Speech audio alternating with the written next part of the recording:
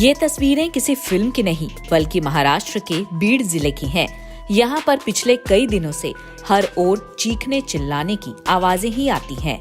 कभी किसी की छत पर तो कभी किसी के छज्जे पर तो कभी किसी के घर के बाहर। आलम ये है कि पूरे गांव में खौफ का गैंग वॉर चल रहा है, जिसकी वजह से इलाके के लोग दहशत में हैं। गांव में बंदरों का ऐसा आतंक फैला हुआ है कि लोग अपने अपने घरों में कैद होने को मजबूर हैं। इस गैंग वॉर की वजह से बंदर आए दिन लोगों पर भी हमला कर रहे हैं। इसके अलावा इन दिनों पूरे देश में ये सुर्खियां भी बटोर रहा है। सोशल मीडिया पर कुत्तों और बंदरों के बीच चल रही इस लड़ाई के वीडियो भी खूब वायरल हो रहे हैं। बंदरों और कुत्तों ने पूरे गांव में ऐसा कोहराम मचा रखा है, जिसकी गवाही ये वीडियो दे रहा है।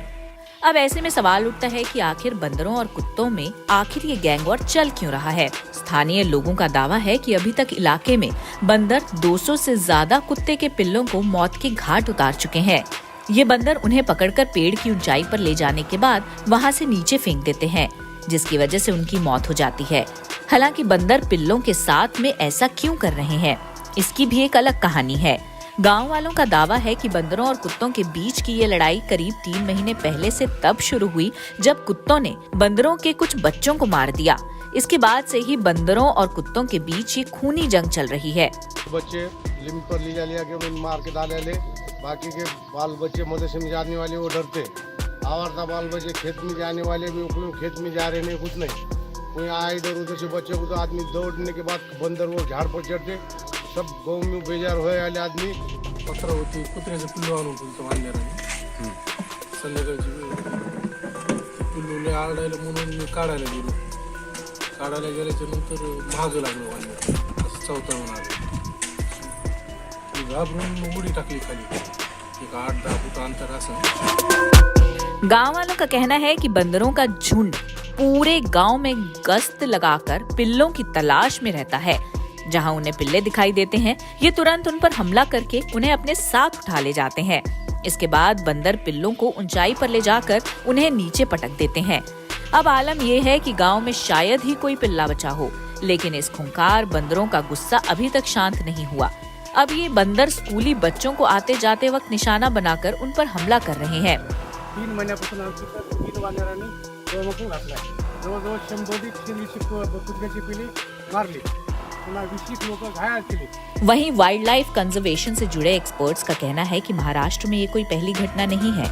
इससे पहले मुंबई में भी बिल्लियों और बंदरों के बीच कुछ इसी प्रकार का फसाद सामने आया था। इस दौरान बंदर बिल्लियों के बच्चों को अपने साथ उठा ले जा रहे थे। एक्सपर्ट्स इस घटना के पीछे अन्य कारणों को भी एक बड़ी वजह मानते हैं।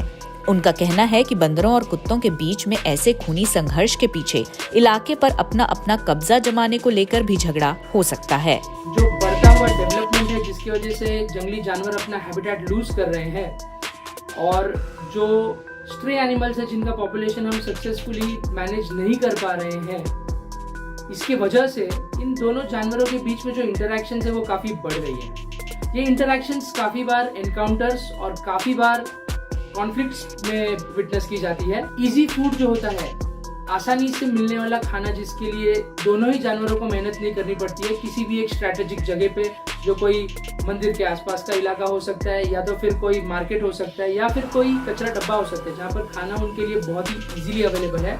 वहाँ पर जब ये जाते हैं और एक दूसरे को नोटिस और विटनेस करते हैं, तब उनके बीच में संघर्ष होने की संभावनाएं बढ़ जाती है।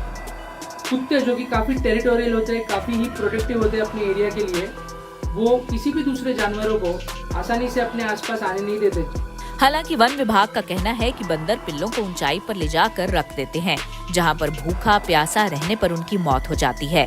इस सब के बीच वन विभाग का ये भी कहना है कि उसने कुछ बंदरों को पकड़ा है जो इस गैंग वॉर में शामिल हैं। वन विभाग अब इन बंदरों को जंगल में छोड़ने का काम कर रहा है।